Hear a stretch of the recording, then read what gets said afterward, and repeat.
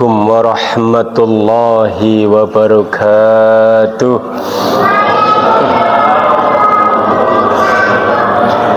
Alhamdulillahi rabbil alamin, alladzi an'amana bi ni'matil iman wal islam, wa nusallimu alal khairil anam.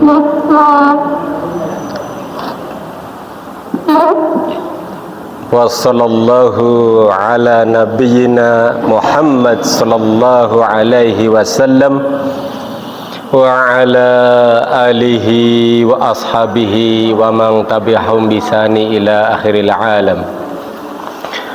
Qala Allah ta'ala fil Qur'anil Karim, a'udzu billahi minasy syaithanir rajim. Ya ayyuhalladzina amanu ittaqullaha wa qulu qawlan sadida yuslih lakum a'malakum wa yaghfir lakum dzunubakum wa may yuti'illaha wa rasulahu faqad faza fawzan 'azima. Ya ayyuhalladzina amanu taqullaha haqqa tuqatih wa la tamutunna illa wa antum muslimun. Ya ayyuhalladzina amanu la tuqaddimu baina yadayillahi wa rasulih wattaqullaha innallaha sami'un alim. Amma ba'd.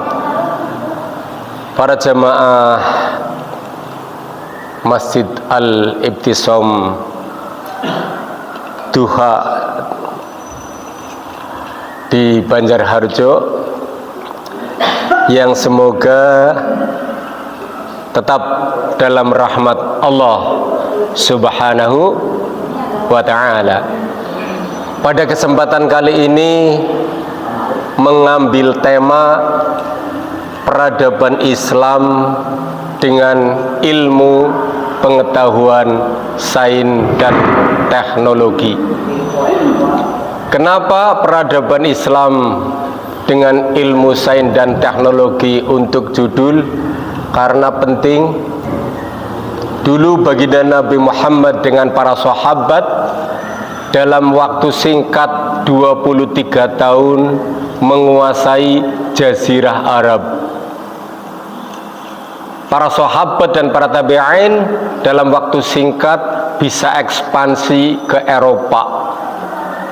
Maka kalau umat Islam mau mempelajari Al-Quran dengan diiringi ilmu pengetahuan, insya Allah akan cepat maju daripada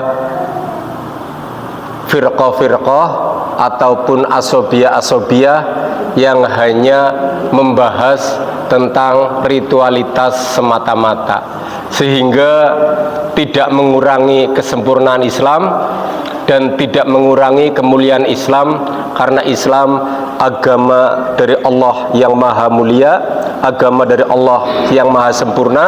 Jangan sampai Islam ditampilkan jumud, Islam ditampilkan jadul, Islam ditampilkan terbelakang, seolah-olah Islam agama manusia yang bukan datang dari Allah, sehingga banyak kekurangan. Na'udzubillah tsumma na'udzubillah min dzalik. Masuk materi yang pertama, bagi yang bawa kertas, bawa pulpen, ditulis agar terdokumentasi. Yang bawa HP juga bisa ditulis dengan WA pribadi, jadi untuk simpanan bisa dicek. Yang bawa rekaman mungkin bisa direkam kurang lebih 1 jam. Kalau rekaman kan mudah, tinggal direkam, digeletakin bisa. Surat Al-Baqarah, surat kedua, ayat 22. A'udzu billahi minasyaitonir rajim. Bismillahirrahmanirrahim.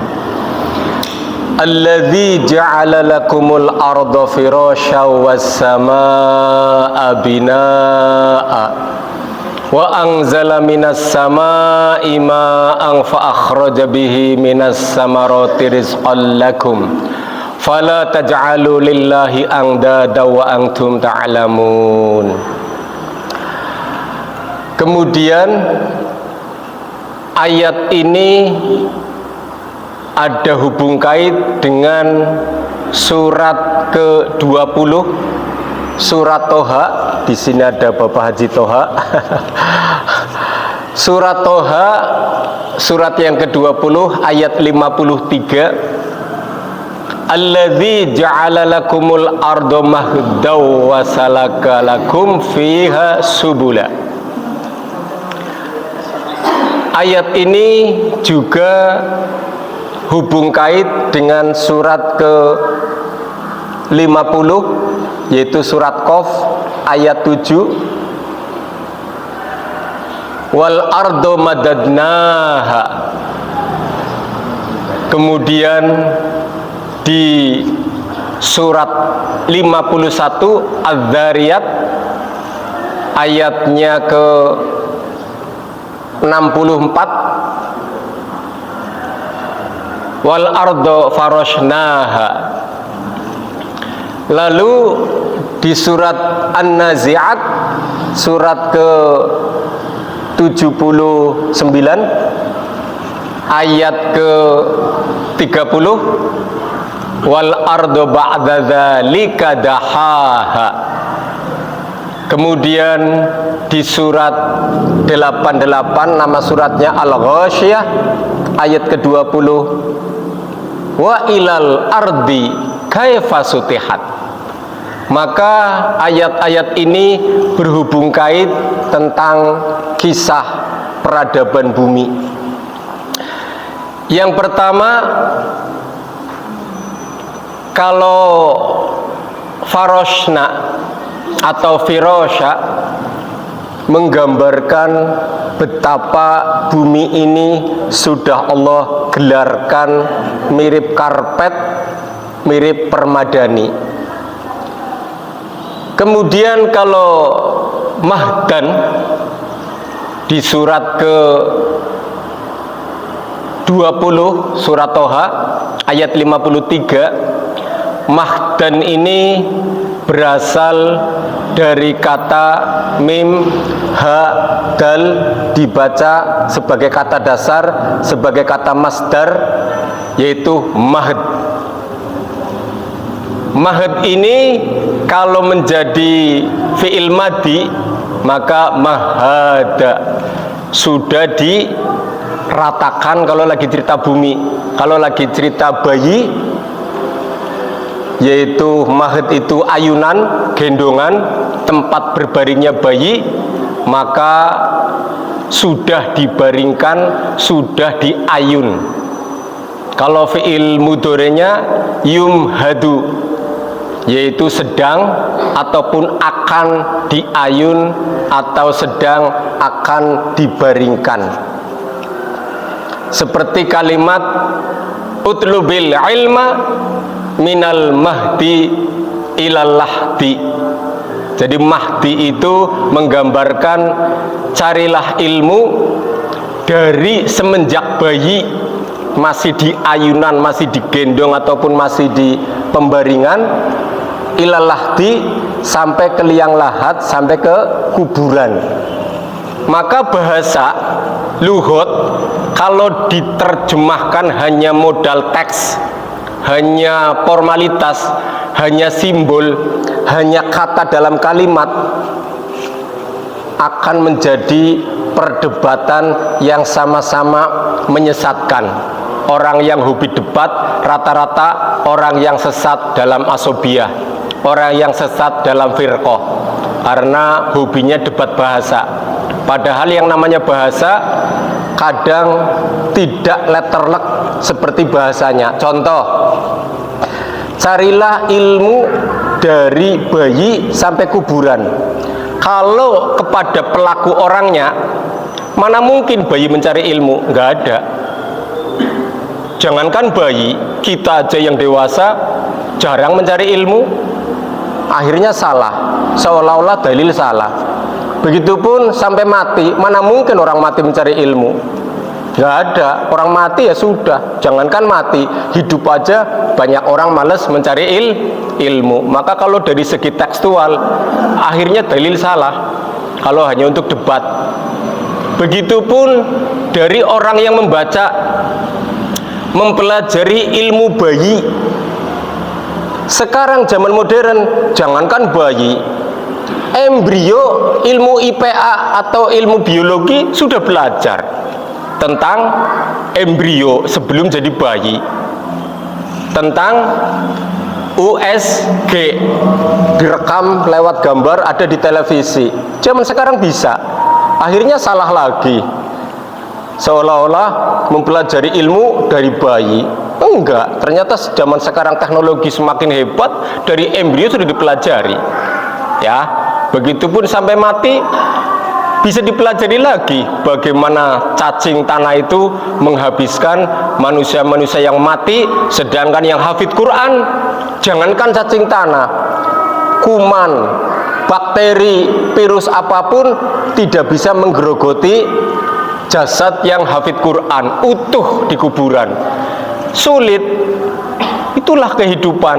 Jadi kalau hanya memperdebatkan bahasa, dua kelompok bisa sesat semua gara-gara bahasa. Maka kita sebagai umat Islam diperluas agar tidak terkooptasi oleh sekedar tekstual, melainkan peradaban Islam dikembangkan agar kita mencari dalil yang paling sahih, mencari dalil yang paling mutawatir, mencari dalil yang paling kuat, diamalkan sesuai kemampuan.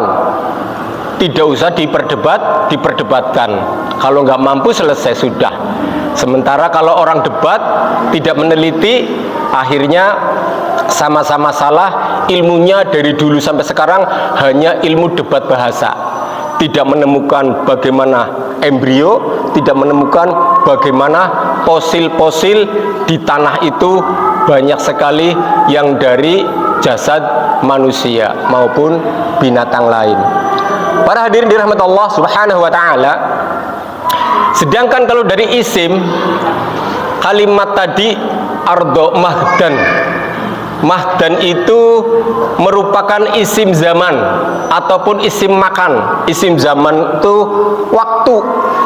Dari semenjak dahulu kala Allah menciptakan bumi untuk kepentingan makhluk hidup, baik manusia ataupun lainnya. Sebelum ada manusia sudah ada makhluk di bumi. Waktu isim zaman. Begitupun kalau masuk isim makan, tempat. Dimanapun bumi ini sudah Allah takdirkan diciptakan untuk semua manusia. Pergi ke bulan, pulang ke bumi. Kerja di stasiun Mir ruang angkasa, pulang ke bumi. Meneliti ke Mars, pulang ke bumi. Bumilah tempat tinggal umat manusia dan makhluk lainnya. Ini tempat. Begitupun kalau menjadi isim fa'il, berarti pelaku. Maka yang menjadi pelaku yaitu Allah Subhanahu wa ta'ala. Kalau lagi cerita penciptaan bumi, bukan lagi cerita gendong bayi.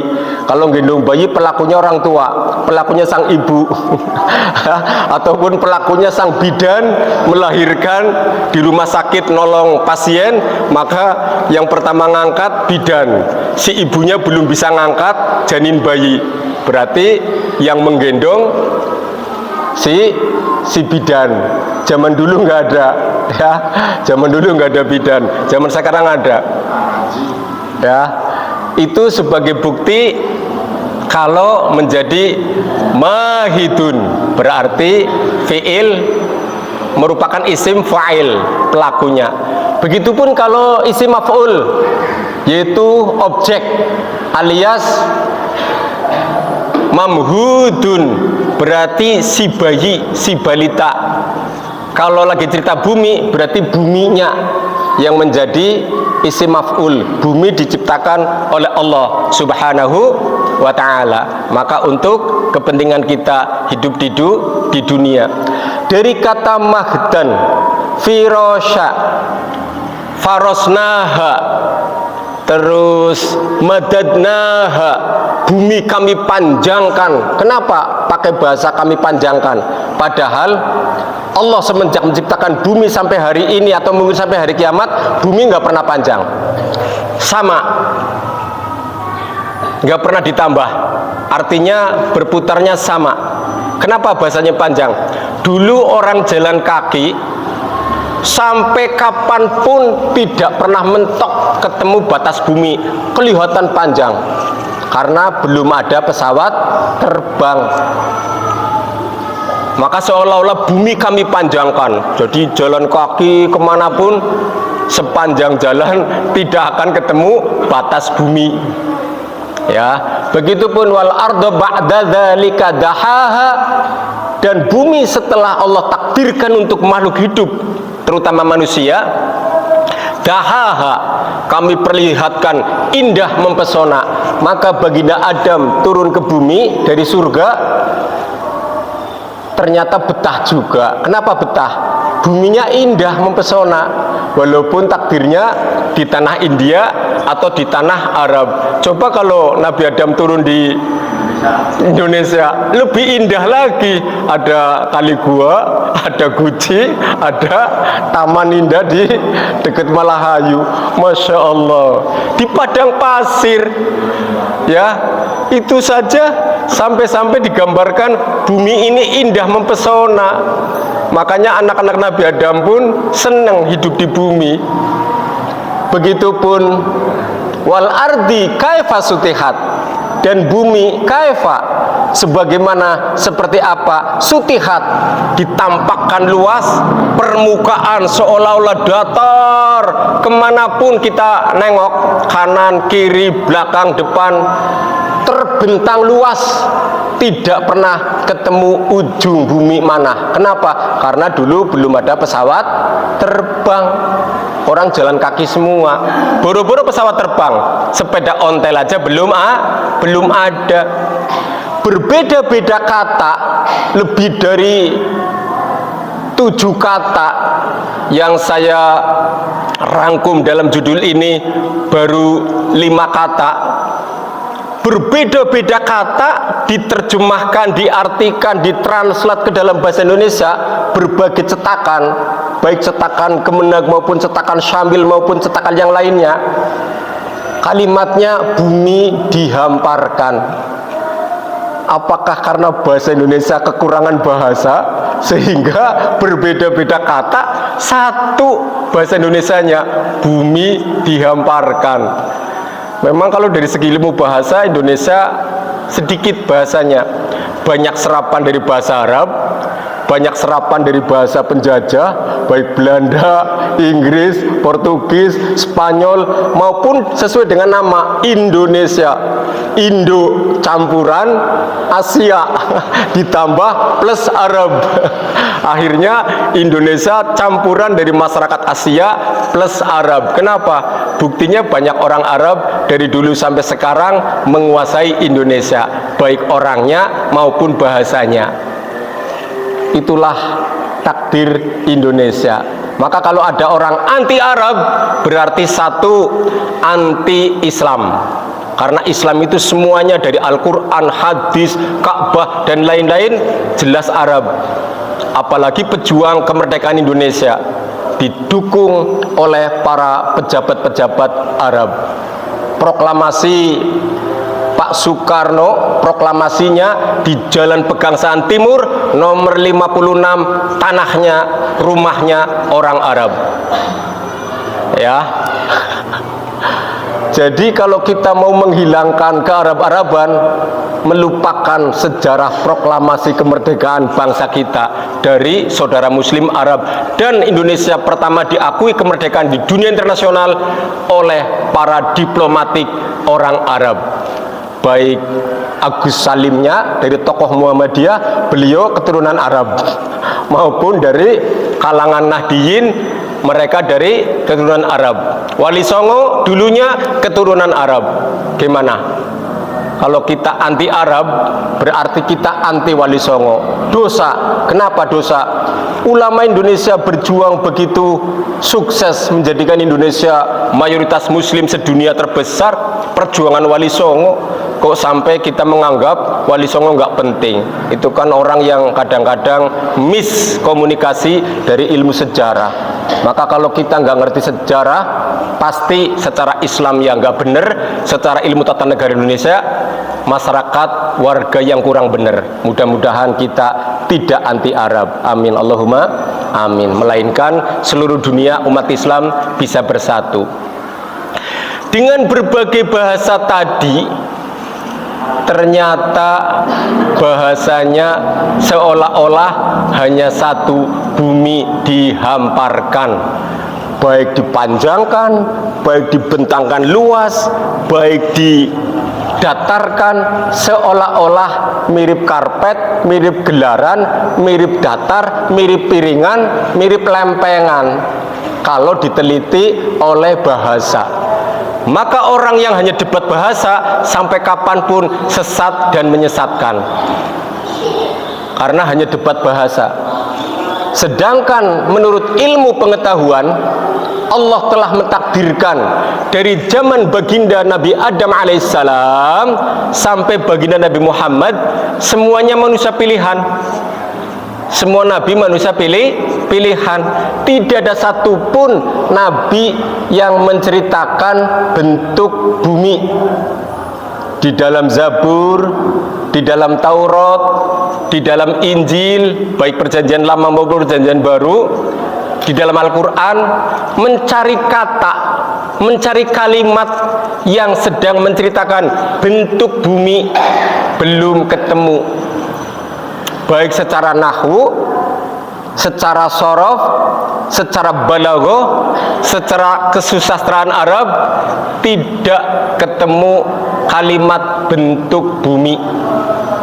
Maka itulah perlunya penelitian. Sahabat jumlahnya banyak, lebih dari 150.000 sahabat. Satu pun sahabat tidak menjelaskan bentuk bumi, karena memang Allah mentakdirkan belum zamannya, belum butuh. Butuhnya sahabat itu tauhid, akidah, iman, ibadah, jihad, membela Islam, mempertahankan Islam. Itu kepentingan syiar syariat Islam, belum tentang ilmu pengetahuan, karena keterbatasan takdir dari Allah untuk masing-masing zaman. Begitupun tabi'in sampai kekhalifahan lebih dari 1000 tahun. Yang namanya khalifah rata-rata manusia cerdas. Jarang khalifah kok plonga-plongo, jarang. Yang namanya khalifah itu keturunan bangsawan, keturunan orang kaya, keturunan penguasa, keturunan raja. Itu orang cerdas. Semua orang cerdas yang 1000 tahun kekhalifahan, belum ada yang menyimpulkan bentuk bumi, karena memang bukan zamannya atau belum zamannya, belum penting dibahas. Begitupun ulama salafus saleh, lebih dari 100 kitab ulama salafus saleh, lebih dari 100 orang ulama ahli tafsir salafus saleh, belum ada yang bisa menafsirkan bentuk bumi. Apalagi setelah Islam kalah, maka ilmu pengetahuan yang tadinya dikuasai Islam direbut kembali, kitab-kitabnya diterjemahkan ke dalam bahasa penjajah atau bahasa pemenang atau bahasa orang yang sedang berkuasa. Islam kalah. Maka kalau zaman sekarang orang yang ahli debat ilmu alat dibandingkan umpama ada anak, kalau TK masih terlalu kecil, TK biasanya baru main-main, SD lah, anak SD sudah bisa diajak ngobrol, menyaksikan. Anak SD diajak naik pesawat antar benua, umpama diajak umroh, diajak kepada haji, traveling ke Arab, atau zaman sekarang ada olimpiade internasional. Bisa Pak Guru mengajak murid SD naik pesawat tujuan upama ke Amerika, ke Eropa, ke Rusia maupun ke negara-negara lain benua. Maka apabila tiketnya si anak SD tadi dekat jendela, baik jendela kanan ataupun kiri, Di pesawat itu kacanya bening, tapi memang tahan dari kecepatan tinggi sekali, tidak rusak kecuali kecelakaan. Di dalam kaca ada penutup, bukan ordeng, bukan langsek, tapi bisa tutup kalau panas matahari atau kalau takut ketinggian. Bisa dibuka kalau tidak silau matahari atau kalau pengen lihat pemandangan. Bisa buka, bisa tutup. Anak SD zaman sekarang diajak naik pesawat, di samping jendela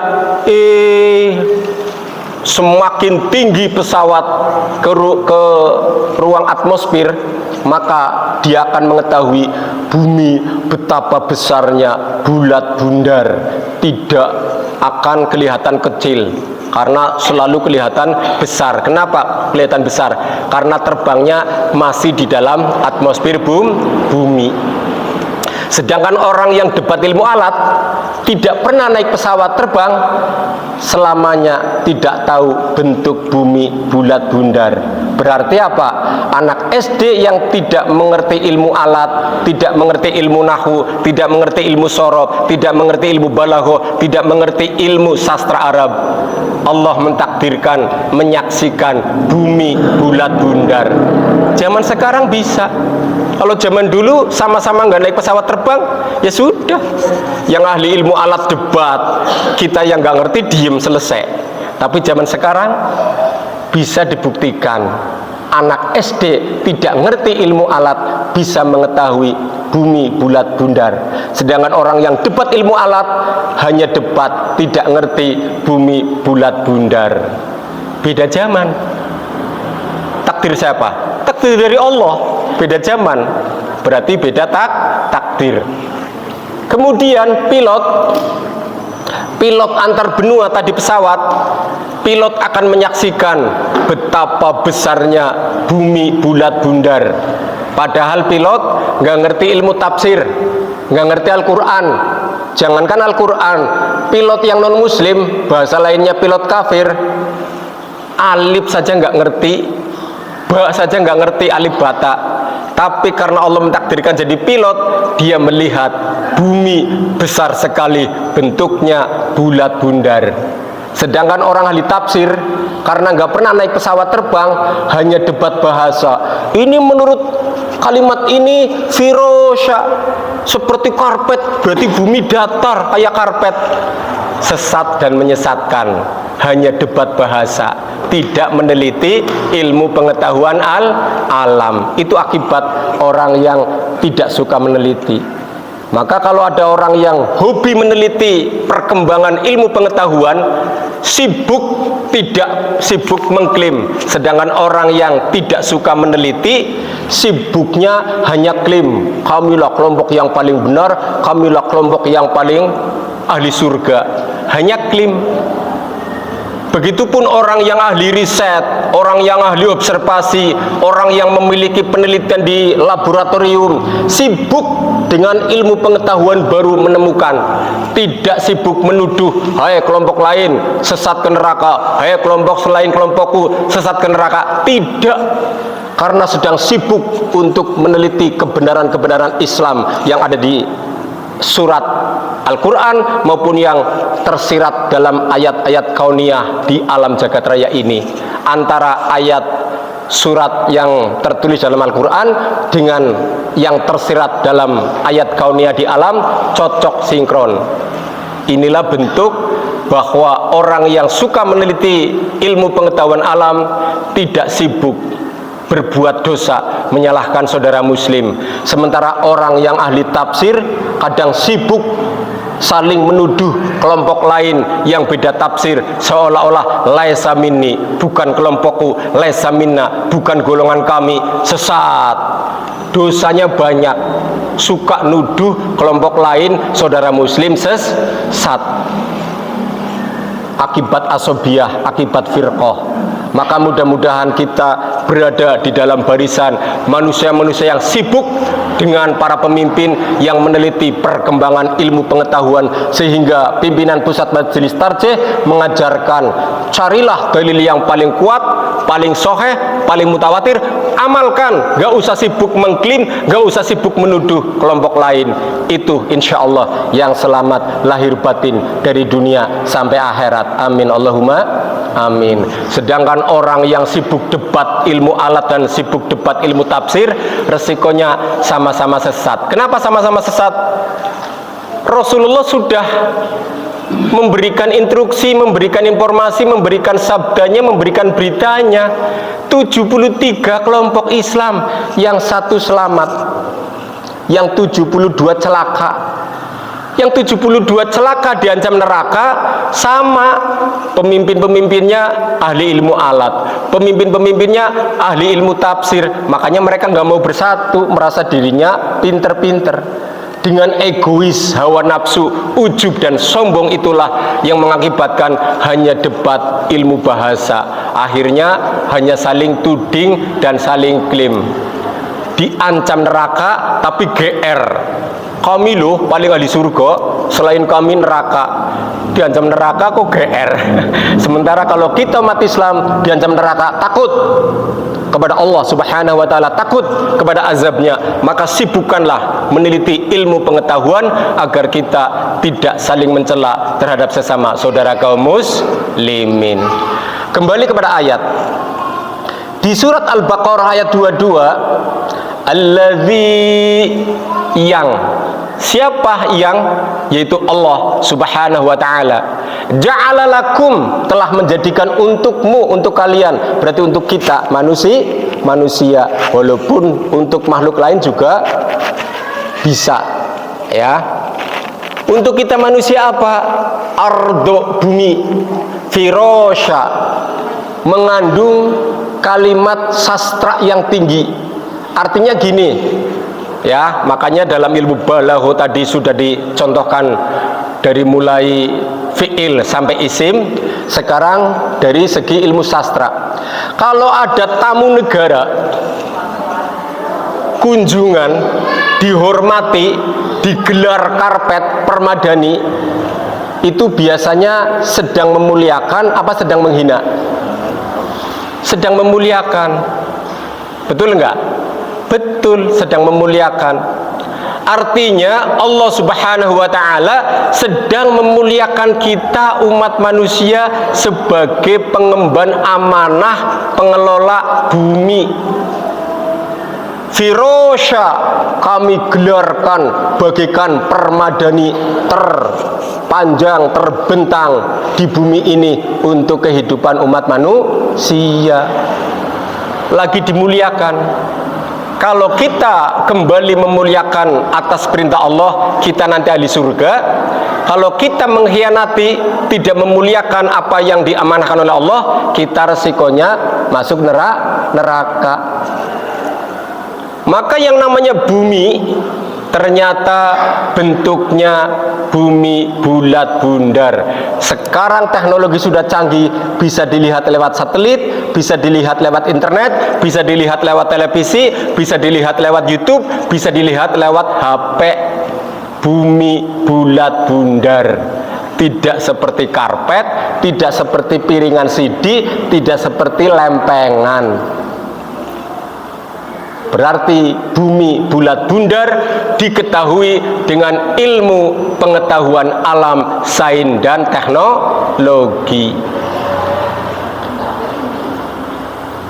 Apa bukti bagi orang yang belum pernah naik pesawat terbang, belum pernah meneliti bulan?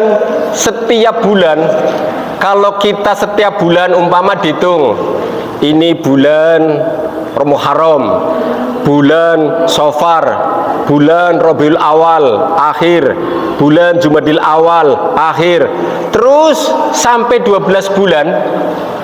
Kita kalau punya HP yang megapikselnya bagus ataupun punya teropong yang bagus, dipoto, jret. Setiap bulan pasti bentuknya beda-beda. Maka dalam waktu 12 bulan jika digabungkan bentuk bulan pun bulat bundar. Maka itu kesimpulan yang paling mudah. Jadi kalau kita ke bulan pun melihat bumi, oh itu bumi besarnya lebih dari bulan, bulat bundar. Karena kita pun menyaksikan bulan itu bulat bundar. Tidak seperti jam gepak gepeng, enggak. Ya, walaupun kita kalau bulan purnama melihatnya utuh kayak piringan gepeng. Ya, padahal bulat bundar. Maka yang namanya ilmu pengetahuan sangat penting. Jangan menganggap ilmu pengetahuan tidak penting, karena untuk mendukung ayat. Jadi ayat pas dengan kauniyah alam. Kalimat selanjutnya, wa anzala minas samaa'i maa'a. Allah Subhanahu wa taala telah menurunkan dari langit, yaitu air. Diartikan, ditafsirkan, diterjemahkan turun hujan, air hujan. Ini salah satu ayat yang menceritakan turunnya hujan dari langit. Karena ayat-ayat semacam ini banyak, hujan itu dari langit. Maka dulu saya pernah ikut daurah di Bandung, karena dulu belum pengalaman ilmu pengetahuan, dulu masih muda, hanya jadi pendengar pasif, tidak tanya jawab. Menjelaskannya, ini hujan dari langit. Hujan itu bukan seperti air mancur yang laut terserap oleh terik sinar matahari, jadi awan, jadi gumpalan, nanti didorong oleh angin tertentu, nanti jadi celah curah hujan turun. Itu air mancur dari bumi ke bumi, kata si ustadz tersebut. Saya nggak menyebut namanya, walaupun saya masih ingat namanya. Ya, dia orang terkenal di kalangan daurah, tokoh Bandung. Maka dia menyambung ayat surat Al-Hud ayat 11. Di pertengahan surat Al-Hud ayat 11 itu, wa kana arsyuhu 'alal ma', dan keadaan arsy-nya Allah Subhanahu wa taala di atas air. Lalu berargumentasi dengan akal beliau, mengatakan ayat dengan ayat pasti benar, dalil ketemu dalil pasti benar. Karena saya dulu itu belum paham ilmu pengetahuan, ya sekedar manggut-manggut, tidak membantah atau tidak memberikan argumentasi yang lain. Sekarang setelah tahu ilmu pengetahuan, ayat pasti benar, dalil pasti benar. Yang tidak benar itu kitanya cara mengambil, itu loh yang salah. Artinya apa? Artinya lagi cerita ayatnya Allah, arsy-nya Allah di atas air, lagi cerita kekuasaan Allah maha hebat, lah kok disambung dengan air hujan? Ini loh yang salah. Kenapa arsy-nya Allah di atas air dihubungkan dengan ayat air hujan? Jadi hujan katanya berasal dari air arsy-nya Allah, gerujuk ke bumi ini. Zaman sekarang dibantah gampang. Itu bukan ayat cerita hujan. Kenapa dibantah gampang? Satu, hujan adanya di atmosfer bumi. Kalau hujan dari langit arsy-nya Allah, harusnya musim hujan sama. Indonesia musim hujan, Arab Saudi musim hujan, Eropa musim hujan. Terbukti beda. Asia Indonesia musim hujan kurang lebih setengah tahun, geser-geser, kadang 5 bulan, kadang 7 bulan. Arab Saudi musim kemarau 11 bulan, musim hujan hanya 1 bulan. Lah kok beda?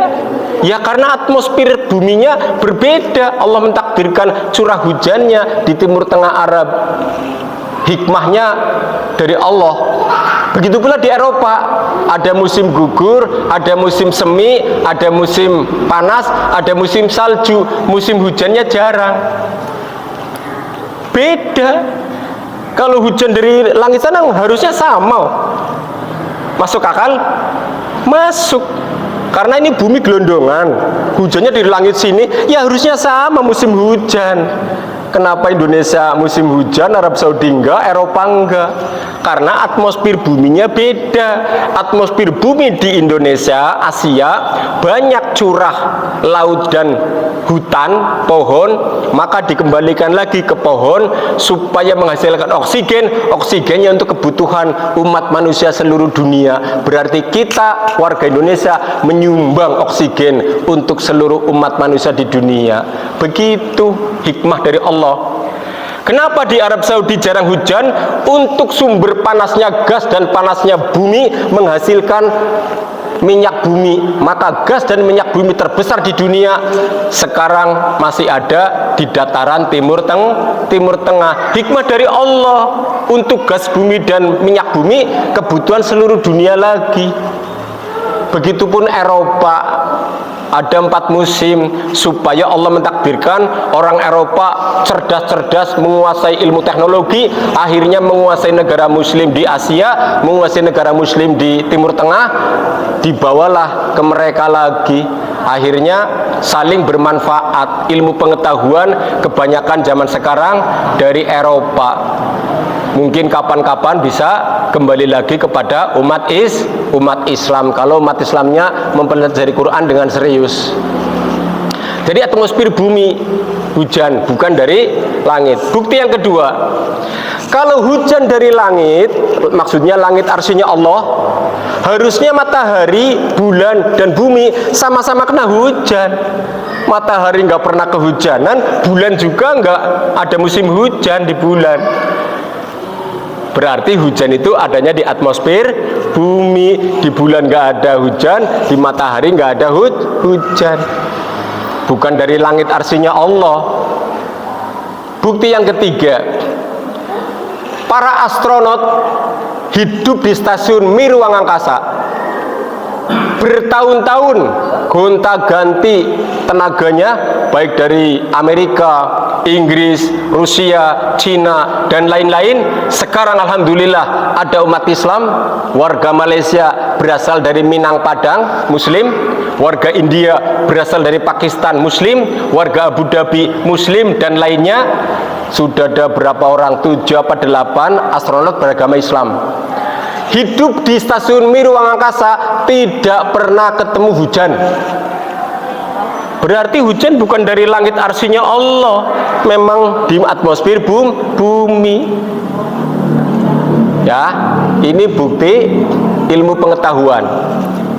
Yang keempat, kenapa hujan adanya di atmosfer bumi?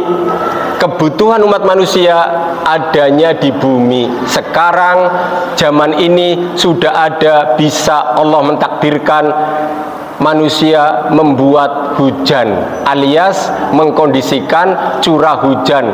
Pesawat tertentu membawa obat tertentu, memutari awan tertentu, mendorong dengan kekuatan, kayak bahasa lainnya itu kipas, supaya awannya berkumpul.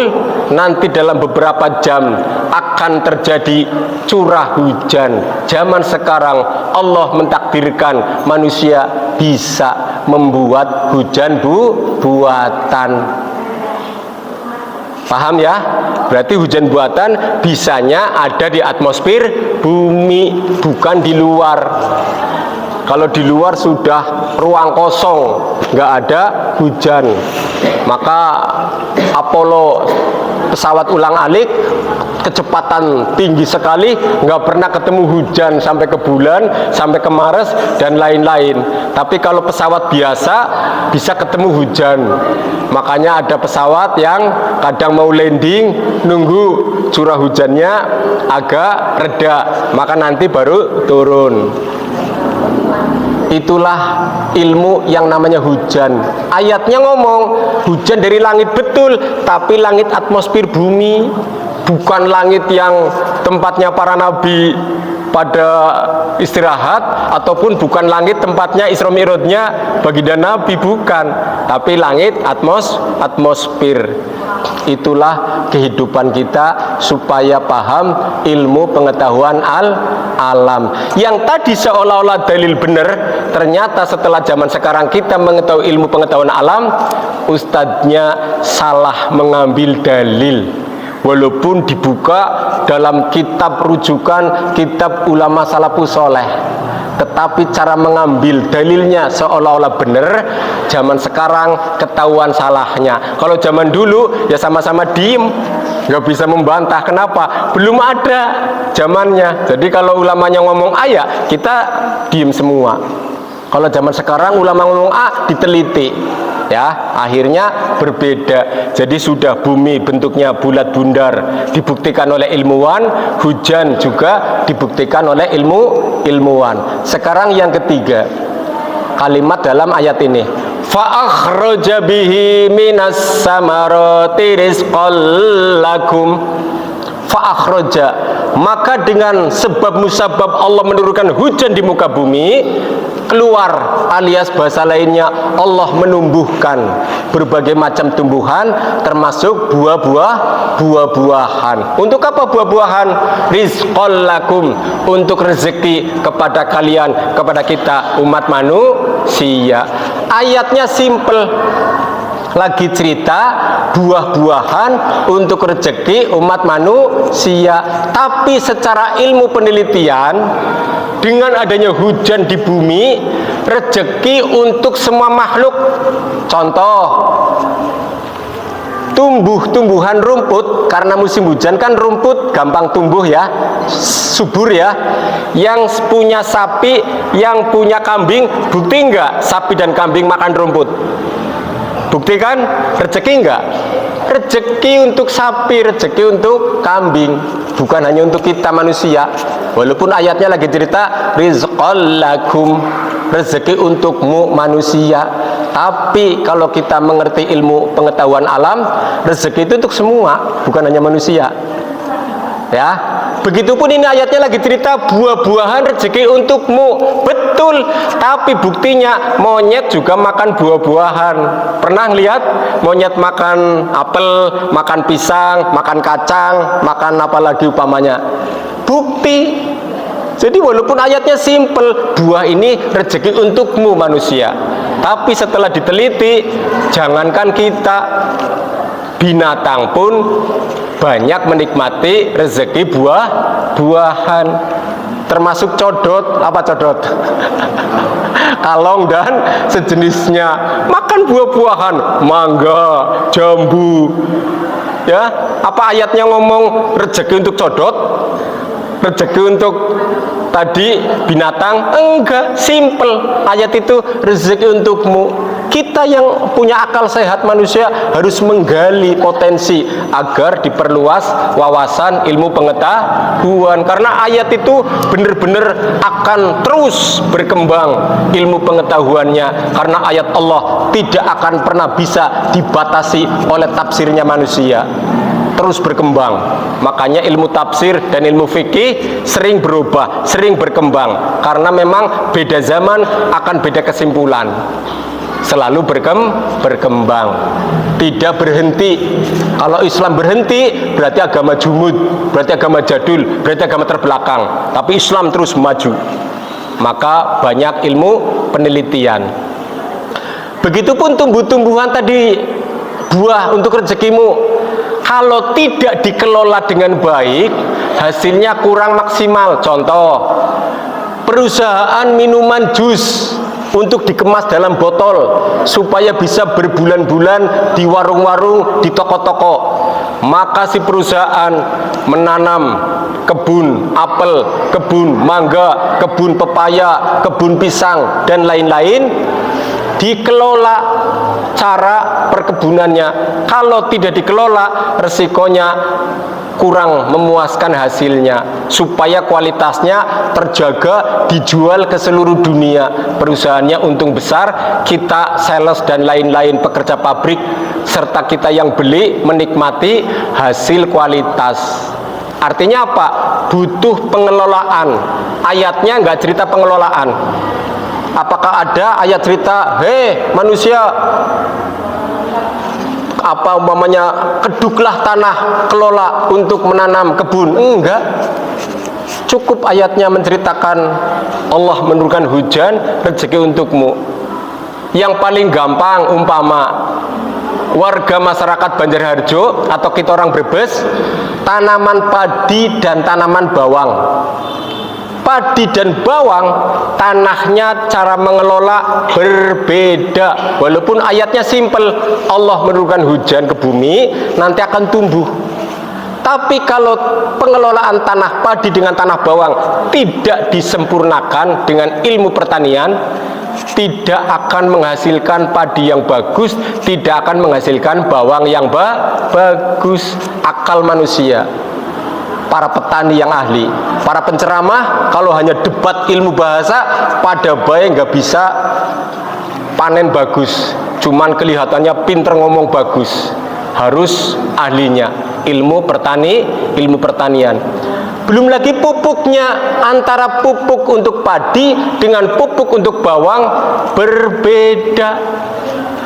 Kalau pupuknya sama, hasilnya rusak, hasilnya tidak maksimal. Begitupun ayatnya tadi mengatakan Allah menurunkan hujan. Kalau tanaman bawang, ini ada yang juragan bawang atau petani bawang, supaya menyaksikan bukti, ada enggak? Ya, nih bagi yang mengetahui ilmu tanaman bawang, dikasih hujan umpama pagi tadi atau sore, biasanya disiram lagi enggak?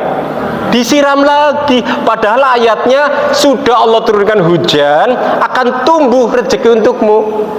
Tapi oleh petani bawang justru disiram lagi, seolah-olah kalau mau kaku, kalau mau saklek, kalau mau taklid, nggak syukur nih petani bawang, dikasih hujan kok malah disiram lagi, nggak terima. Bukan begitu cara menafsirkannya. Rela ridho menerima hujan bagus, cuman kadar air hujan kalau dibiarkan ke daun tanaman bawang, khawatir ada bintik-bintik bekas hujannya kena sinar matahari ataupun lainnya, mengakibatkan rusaknya daun maupun ada hama, daun tol dan sejenis nama penyakit, akhirnya rusak, maka disiram lagi. Itu buktinya perlu disiram lagi. Kenapa? Kecerdasan petani bawang. Kalau kita nggak mengikuti kecerdasan petani bawang, kita debat dalil, sama-sama sesat. Karena kita nggak pernah jadi ahli petani, cuman pinter dalil. Maka janganlah mendalil kalau tidak mengetahui ilmu tentang pengetahuan alam, supaya kita sinkron. Jangan sampai Islam modal dalil seolah-olah benar, ternyata nggak benar kalau kita tidak mengembangkan. Maka Muhammadiyah dimanapun berada selalu membuat laboratorium, selalu membuat observasi, selalu membuat riset, selalu membuat penelitian. Kenapa? Untuk membuktikan Islam agama peradaban. Amin Allahumma amin. Bukti selanjutnya, Allah mentakdirkan Ustadz Adi Hidayat, kader Muhammadiyah dengan nomor NBM sekian. Dia ahli ilmu alat, ahli ilmu tafsir, ahli Al-Quran, ahli hadis, ahli fikih, ahli ilmu. Dia tidak puas sebentar dengan ilmu tentang alat bahasa. Dia mengadakan survei, riset, penelitian, observasi pertanian, teknologi pertanian ke Jepang. Pulang lagi dengan timnya lagi pergi ke Korea, meneliti pertanian teknologi. Begitu pula ke Mesir, bagaimana beras basmati supaya bisa ditanam di Indonesia.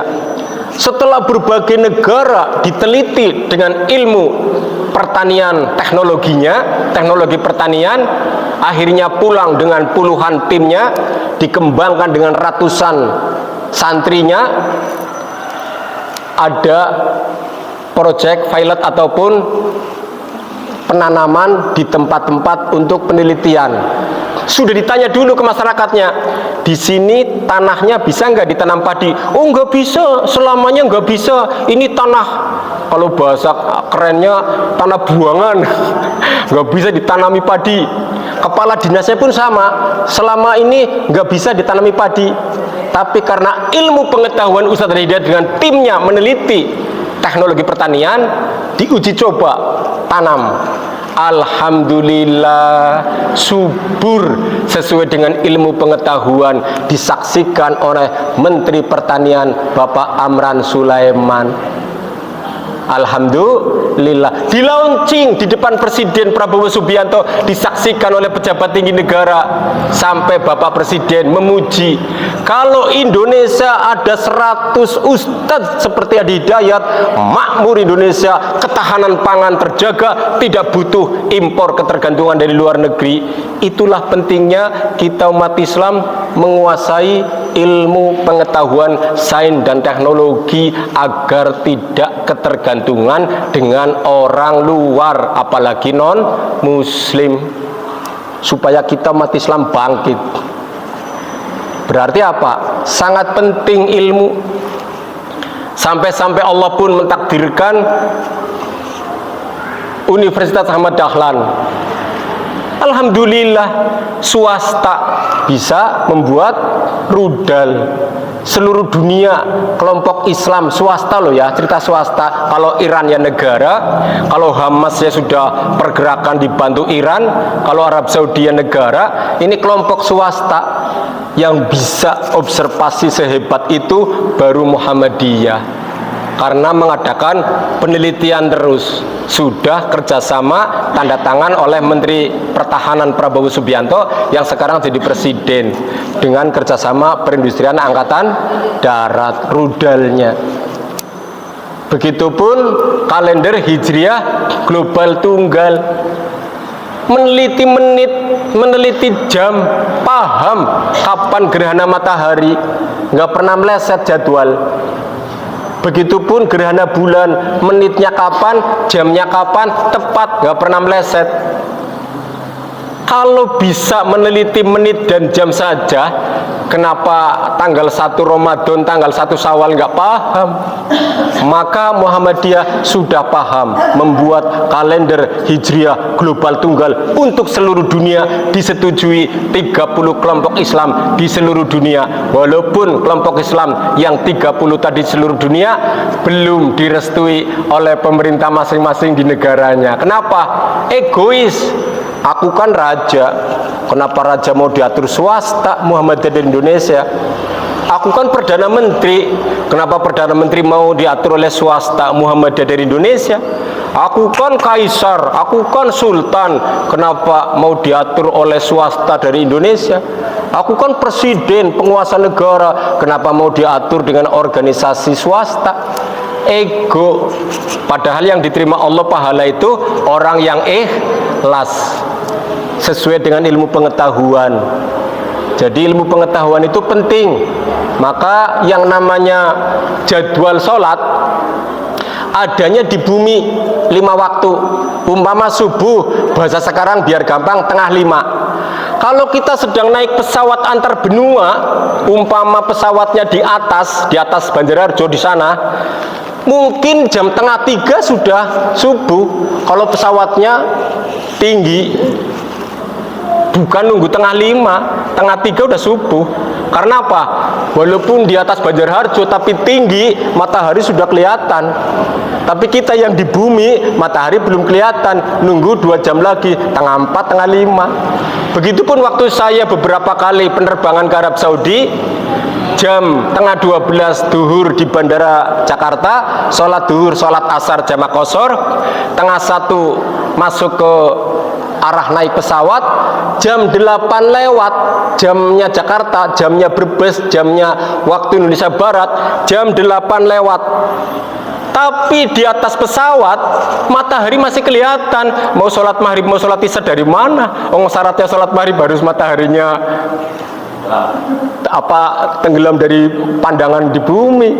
Ya akhirnya walaupun hampir tengah 9 nggak sholat maghrib, nggak sholat isya karena matahari masih kelihatan. Nanti setelah turun di bandara Arab Saudi atau Jeddah atau Riyadh barulah bisa sholat jamak maghrib 3, isya 2 jamak qashar bagi pendatang atau perantau. Itu sebagai bukti bumi itu bulat dan adanya aturan syariat itu memang di bumi ini. Maka mudah-mudahan umat Islam, umat yang tidak ketinggalan ilmu pengetahuan alam, supaya kalau kita telepon hari ini, halo teman di Amerika, sekarang katakanlah tengah 8 kurang, di Amerika tengah 8 kurang tapi malam atau berisya, di sini pagi duha, itu tandanya bumi bulat bunder. Kita matahari pagi, di sana habis isya malam, karena di bawahnya posisinya berbeda. Maka mudah-mudahan kalau kita mengetahui tentang pentingnya umat Islam mengetahui peradaban, ilmu pengetahuan sains dan teknologi, insya Allah Muhammadiyah mengajak umat Islam agar umat yang memimpin peradaban dunia untuk menyongsong akhir zaman. Jangan terpaku terus tergantung oleh luar negeri, seolah-olah Islam agama yang tidak maju-maju. Kenapa? Umat Islamnya banyak yang lelet, banyak yang nggak mau diajak maju, senangnya ngurusinya hal-hal yang sifatnya debat kusir. Mudah-mudahan kita tidak suka debat kusir, tapi suka ilmiah, yaitu ilmu pengetahuan alam, sains dan teknologi. Semoga Allah mentakdirkan kita semua menjadi hamba-hambanya yang rela ridho mengikuti ilmu, karena ilmu itu tidak dikotomi antara Islam dan non-Islam. Al-Quran cerita ilmu tidak untuk Islam dan tidak anti-Islam, tapi untuk ilmu pengetahuan baik ibadah maupun yang lainnya, semua datang dari Islam. Islam agama yang sempurna, Islam agama yang mulia, Islam agama yang lengkap, Islam agama yang pantas sekali memimpin peradaban dunia. Doa kafaratul majelis, subhanakallahumma wa bihamdika asyhadu an la ilaha illa anta astaghfiruka wa atubu ilaik.